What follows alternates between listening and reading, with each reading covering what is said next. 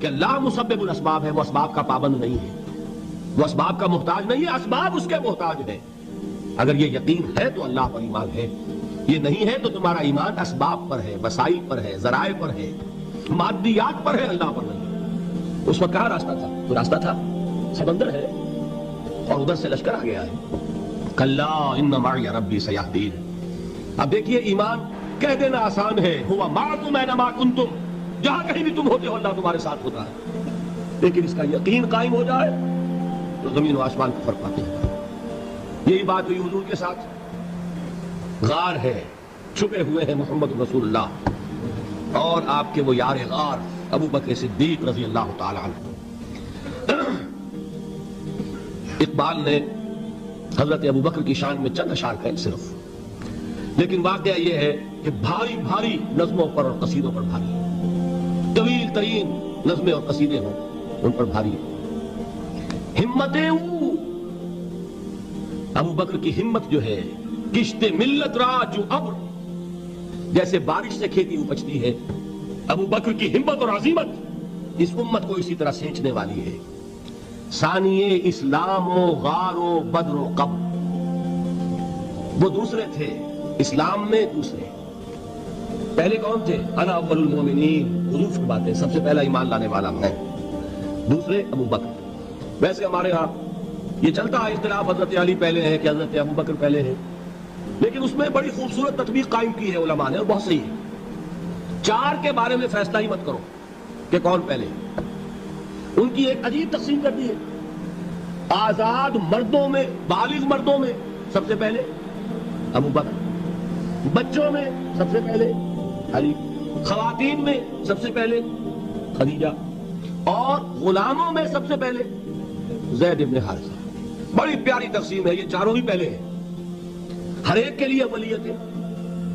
اور واقعہ یہ ہے کہ اگر زمانی اعتبار سے تعین ہوگا تو پہلے خدیجہ الکبریٰ آئیں گی رضی اللہ تعالیٰ عنہ۔ کسی اور سے بات کرنے کی نوبت بعد میں آ سکتی ہے، پہلے تو اہلیہ محترمہ سے بات ہوئی، آتے ہی پہلی وحی ہوئی ہے، ابھی تبلیغ کا حکم نہیں تھا۔ کس کو بتایا واقعہ؟ ابھی اپنی نبوت کی تبلیغ کا تو حکم ہی نہیں آیا۔ واقعہ کس کا ہے؟ وہ خدیجہ کا ہے۔ جب کہا ہے کہ خشیت علی نفسی، مجھے اپنی جان کا اندیشہ ہے، تو کیا جواب دیا خدیجہ نے رضی اللہ تعالی عنہا؟ وہ صدیقۃ الکبریٰ ہے۔ صدیقات جو ہے خواتین، ان میں چوٹی پر خدیجہ الکبریٰ ہے رضی اللہ تعالی عنہ، اور صدیق جو مرد ہیں ان میں صدیق اکبر ہے ابو بکر صدیق رضی اللہ تعالی عنہ، لیکن صدیقات میں چوٹی پر۔ جب حضور نے فرمایا خشیت علی نفسی، کیا فرمایا، کیا عرض کیا، کیسے تسلی دی؟ نہیں، اللہ آپ کو ضائع نہیں کرے گا، آپ غریبوں کے ہمدرد ہیں، آپ مساکین کے تکالیف رفع کرنے والے ہیں، آپ بیواؤں کی سرپرستی کرتے ہیں، آپ مسافروں کی خدمت کرتے ہیں، اللہ آپ کو ضائع نہیں کرے گا۔ یہ یقین ہے اس خاتون کے اندر۔ خیر وہ ایک علیحدہ بات ہو جائے گی۔ میرے دل پر حضرت خدیجہ رضی اللہ تعالیٰ عنہ کی شخصیت کا بڑا گہرا نقش ہے، جو وہ کوئی اور ہی وقت اور موقع ہوا تو بیان ہوگا۔ بہرحال اقبال نے ایک مصرے میں جو چار اولیتیں جمع کر دی ہیں، ہمتیں کشت امت را جو ابر، ثانی اسلام و غار و بدر و قبر۔ اسلام میں حضور کے بعد پہلے کون؟ ابو بکر۔ غار میں حضور کے ساتھ کون؟ بکر۔ بدر کی رات اللہ کا رسول سربسجود، وہ جھاڑ، وہ گھاس پھوس کی جو جھوپڑی بنائی گئی تھی، اور وہاں تلوار ننگی لے کر پہرا دینے والا کون؟ ابو بکر۔ اور اس حجرہ عائشہ میں محمد کے بعد سب سے پہلے دفن ہونے والا کون؟ ابو بکر رضی اللہ تعالیٰ عنہ صلی اللہ علیہ وسلم۔ وہ جو معاملہ میں سنا رہا تھا غار ثور کا، حضرت ابو بکر بھی حضور کے خیال سے لرز گئے ہیں۔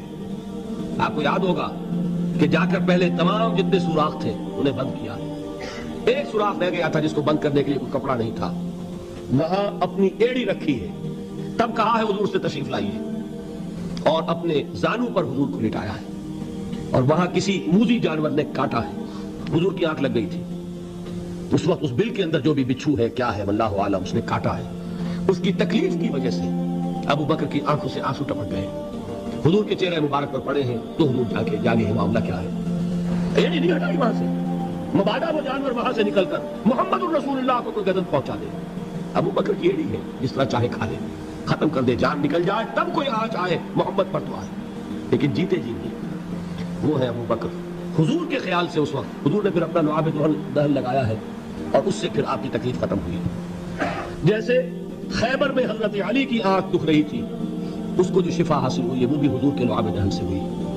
تو بہرحال اس وقت انہوں نے کہا ہے کہ اے نبی یا رسول اللہ، اگر اس وقت ان میں سے کسی نے غیر ارادی طور پر بھی اپنے قدموں کی طرف جھانک لیا تو پکڑے جائیں گے۔ کیا جواب تھا اللہ کے رسول کا؟ لا تحزن ان اللہ معنا، اللہ ہمارے ساتھ ہے، کیوں گھبراتے ہو ابو بکر؟ یہ ہے ایمان باللہ، میرا مالک اللہ، میرا رازق اللہ، میرا محافظ اللہ، میرا مددگار اللہ، میرا پشت پناہ اللہ، میرا دوست اللہ۔ یہ دوستی ہے اللہ کی جو لب لباب ہے، حاصل ہے ایمان کا، اسی کا نام ولایت ہے۔ اولیاء اللہ کے سروں پر سیم نہیں ہوتے، جس کے دل میں ایمان راسخ ہو چکا ہو وہی اللہ کا ولی ہے، جسے اللہ پر یقین ہو چکا ہے وہی اللہ کا ولی ہے، جسے یقین ہے اللہ میرے ساتھ ہے، میرا مددگار، میرا پشت پناہ، میرا ساتھی، میرا دوست، میرا محبوب، میرا محب۔ اللہ اہل ایمان سے محبت کرتا ہے، واللہ یحب الصادقین، ان اللہ یحب الذین یقاتلون فی سبیلہ صفا کانہم بنیان مرصوص۔ اللہ محبت کرنے والا، اہل ایمان محبوب، اور اہل ایمان محبت کرنے والے اللہ محبوب۔ والذین آمنوا اشد حبا للہ۔ آپ تصور کیجئے جسے یہ رشتہ ایمان یا رشتہ ولایت حاصل ہو جائے، الا ان اولیاء اللہ لا خوف علیہم ولا هم یحزنون، آگاہ ہو جاؤ اللہ کے دوستوں کے لیے نہ کوئی خوف ہے نہ کوئی حزن ہے۔ اور میں بیان کر چکا تھا خوف اور حزن کے خاتمے ہی کا نام امن ہے۔ زوال خوف، زوال حزن، یہ خوف اور حزن کیوں آتے ہیں بار بار؟ اللہ تخافوا ولا تحزنوا، دونوں آ گئے۔ الا ان اولیاء اللہ لا خوف علیہم ولا هم یحزنون، پھر وہی دو، وہ کیوں ہے؟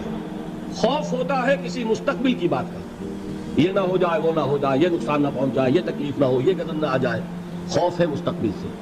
حزن ہے یہ کیوں ہوا، یہ نہیں ہونا چاہیے تھا، یہ میرا فلاں چیز میرے ہاتھ سے جاتی رہی ہے، فلاں موقع نکل گیا، اب بیٹھے ہوئے ہیں اندر ہی اندر کڑ رہے ہیں، صدمہ ہے اور رنج ہے۔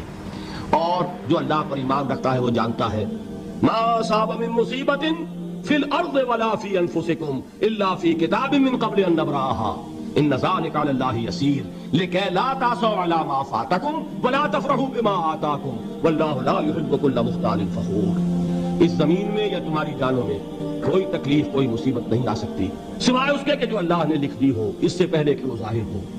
جس کو یہ حقیقت معلوم ہو گئی اس کو یہ طرز عمل اختیار کرنا چاہیے، جو چیز چھن جائے، جاتی رہے، چھوٹ جائے، اس پر افسوس نہ کرو۔ کس نے چھینی؟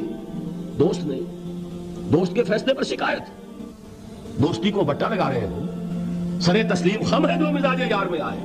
اگر دوستی ہے تو پھر تو تمہیں گردن جھکانی چاہیے کہ ہر ساقی ہمارے عین الطاف است، جو بھی میرا ساقی میرے پیالے میں ڈال دے اس کا کرم ہے، جو اس کی طرف سے آئے اس پر کوئی رنج نہیں، کوئی صدمہ نہیں، کوئی غم نہیں، کوئی شکایت نہیں، کوئی شکوہ نہیں، اور جو ہوگا وہ اس کے اذن کے بغیر نہیں ہوگا، اور اس کا اذن ہوگا تو یقیناً میرے لیے خیر ہی خیر ہے، چاہے وہ ناگوار شے ہو، بظاہر مجھے اچھی نہ لگ رہی ہو، میری شارٹ سائٹڈنس میں مجھے وہ نظر آ رہی ہے کہ میرے لیے بری ہے، لیکن قرآن نے کہا ہے عسیٰ ان تکرہوا شیئا وہو خیر لکم وعسیٰ ان تحبوا شیئا وہو شر لکم واللہ یعلم وانتم لا تعلمون۔ ہو سکتا ہے تم کسی چیز کو ناپسند کرو درحال ہے کہ اسی میں تمہارا خیر ہو، اور ہو سکتا ہے تم کسی چیز کو پسند کرو درحال ہے کہ اس میں تمہارا شر ہو۔ اللہ جانتا ہے، تم نہیں جانتے۔ جب مجھے یہ بات معلوم ہو گئی میں نے اپنا معاملہ اللہ کے حوالے کیا۔ شکر تم بے تو مایا خیشرا دانی حساب کم و بیشرا، اے رب جو تو چاہتا ہے وہ ہو، تیرے علم میں جو شے میرے لیے خیر ہے وہ ہو جائے، میری کوئی پسند نہیں، میری کوئی چاہت نہیں، یہ ہے راضی برضائے رب۔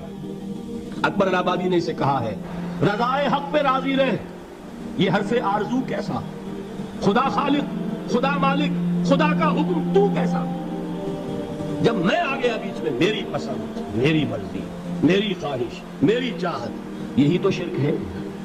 ما شاء اللہ کان وما لم یشاء لم یکن، جو اللہ نے چاہا وہ ہوا، جو اس نے نہیں چاہا نہیں ہوا، اختیار اس کا ہے، میرا تو نہیں۔ رضائے حق پہ راضی رہے، یہ حرف آرزو کیسا، خدا خالق، خدا مالک، خدا کا حکم تو کیسا۔ اقبال نے اسے کہا ہے فارسی میں، اب آپ کہیں اس کا ترجمہ بھی کرو تو وہ مجھے ذرا اس وقت کچھ بہت ہی بدذوقی کی سی بات نظر آئے گی۔ جائیے پوچھئے کسی سے جسے فارسی آتی ہو، برو کشید پہ جا کے ہنس کو بود مرا، کیوں کہا کہ مقام رضا کشود مرا۔ مجھے تو تمام پیچ و خم سے نکال دیا اس مقام رضا نے، میں راضی برضائے رب ہوں، جو فیصلہ اس کا میں اس پر راضی ہوں۔ تو کہاں کا حزن اور کس کا خوف؟ یہی زوال حزن اور زوال خوف، یہی ہے امن، یہ نتیجہ ہے ایمان کا۔ تو جان لیجئے یہ ہے لب لباب، یہ ہے حاصل ایمان کا۔ یہ ہے تو ایمان ہے، یہ نہیں ہے تو ایمان نہیں۔